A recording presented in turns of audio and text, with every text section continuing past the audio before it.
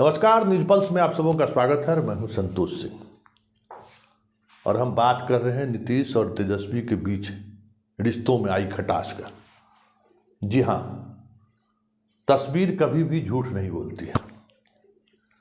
कुछ तस्वीरें हम आपको दिखाते हैं, कुछ वीडियो आपको दिखाते हैं जो कल यात्रा खत्म होने के पहले समीक्षा बैठक जो आयोजित की गई थी पटना में, उसके बाद जो प्रेस कॉन्फ्रेंस का आयोजन हुआ था, प्रेस कॉन्फ्रेंस कहीं या मीडिया से बातचीत की जो शुरुआत हुई थी, उस दौरान नीतीश और तेजस्वी सारे लोग मौजूद थे। नीतीश का बॉडी लैंग्वेज देखिए और तेजस्वी का बॉडी लैंग्वेज देखिए। आप वीडियो में गौर करिए कि लग ही नहीं रहा है कि तेजस्वी अपने आप को नीतीश से कनेक्ट कर रहे हैं और या नीतीश तेजस्वी से कनेक्ट कर रहे हैं। जबकि एक दौर था जब चचा बिना भतीजा के चलते ही नहीं थे। एक दौर था जब चचा भतीजा को उत्तराधिकारी नियुक्त कर दिए थे।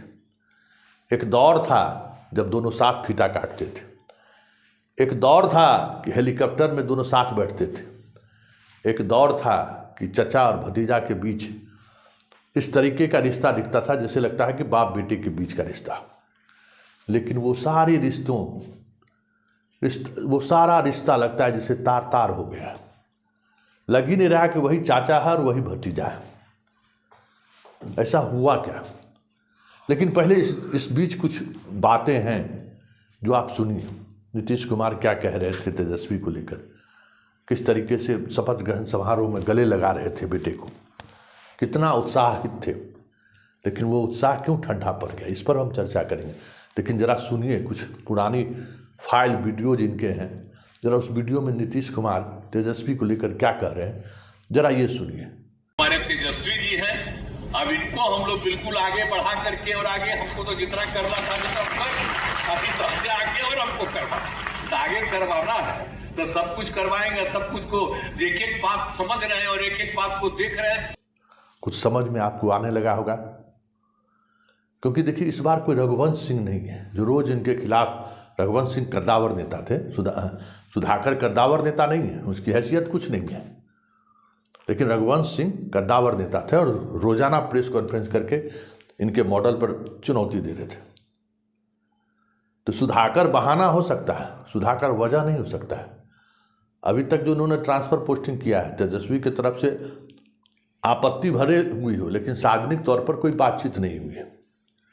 विभाग तेजस्वी की और महाधिवक्ता को ये सीधे नियुक्त कर देते हैं। तेजस्वी नाराज जरूर हुआ, लेकिन उसकी नाराजगी को ललन सिंह जाके दूर कर दिया कि लार्जर स्थिति में इश्यूज को लेकर, इन इश्यूज को पर वाद विवाद नहीं होना चाहिए। लेकिन ये क्या, दूरी तो ऐसे बढ़ती जा रही है जैसे लग रहा है कि नीतीश और तेजस्वी के बीच कोई रिश्ता ही नहीं है। वजह क्या है? सारा ट्रांसफर पोस्टिंग रुका हुआ है। सत्र से पहले अगर ट्रांसफर पोस्टिंग नहीं हुई तो फिर सत्र के दौरान उन चीज़ों को छोड़ दीजिए। सारे आयोग के गठन की प्रक्रिया रुकी हुई है। तो क्या नीतीश कुमार की ये बेरुखी बस ट्रांसफर पोस्टिंग और आयोग के चेयरमैन बनाने और बदलने तक तो नहीं टिकी हुई है? क्योंकि जिस तरीके से राज्यपाल के जाने के दौरान अपने कोटे के तो ये वाइस चांसलर बनवा लिए, लेकिन रजिस्ट्रार के मामले में खुली छूट दे दी राज्यपाल को, जितना लूट सकता है लूट लो। तो ये भी नहीं है और उसको लेकर भी बात बनेगी। देखिए नाराजगी किस स्तर पर दोनों के बीच है। तेजस्वी की भी नाराजगी अब खुलकर सामने आ रही है। आनंद मोहन की बेटी की शादी में तेजस्वी का नहीं आना, सुबह में वो पहुंचते हैं दिल्ली से, शाम में भी आ सकते हैं, तो नहीं आना ये दिखाता है कि दूरियां कितनी बढ़ती जा रही है। क्योंकि वहाँ रहते तो फिर दोनों साथ होते, साथ साथ आप एक दूसरे के साथ आने से वो परहेज करने लगे हैं। अगर कहीं मौका मिल गया साथ आने का तो वो दूरियां साफ, आप वीडियो देख रहे हैं कि वो दूरी, दोनों के आपस की दूरी बढ़ती जा रही है। तो आखिर नीतीश चाहते क्या है, या नीतीश इस गठबंधन को लेकर क्या सोच रहे हैं, या जिस वक्त उत्तराधिकारी नियुक्त कर रहे थे तो फिर आज उनसे इस तरीके की बेरुखी कई ऐसे सवाल हैं जिन सवालों को लेकर लगातार नीतीश घिरते जा रहे हैं, और नीतीश के पार्टी के अंदर भी इन्हीं सवालों को लेकर मंथन चल रहा है। और अब तो डर ये लगने लगा है, मतलब हम पार्टी के अंदर के लोगों को कह रहे हैं कि जिस तरीके का मिजाज नीतीश का दिख रहा है और पार्टी के अंदर जो स्थिति बनती जा रही है, आने वाले विधानसभा सत्र में बहुत कुछ खुलकर सामने आ जाए तो कोई बड़ी बात नहीं होगी।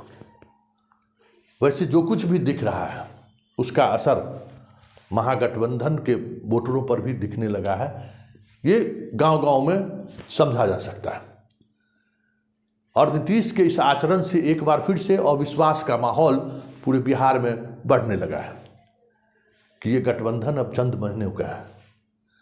ऐसे में ये भरोसे के साथ सरकार चला लें बहुत ही मुश्किल है, और उसका असर तंत्र पर पड़ेगा ये भी तय है, क्योंकि तंत्र ऐसे मौके पर बेकाबू होता है, उसका चरित्र है, और बेकाबू हो गया है ये भी दिख रहा है। देखिए आगे आगे होता है क्या, लेकिन इतना तय है इस बेरुखी से बिहार में आने वाले समय में कोई राजनीतिक बदलाव दिखे, ये सोचना जल्दबाजी होगा, लेकिन इतना तय है कि इस बेरुखी ने एक महागठबंधन का जो शक्ल तैयार बना था, वो शक्ल का चेहरा में कहीं न कहीं दाग, स्पॉट दिखने जरूर लगा है।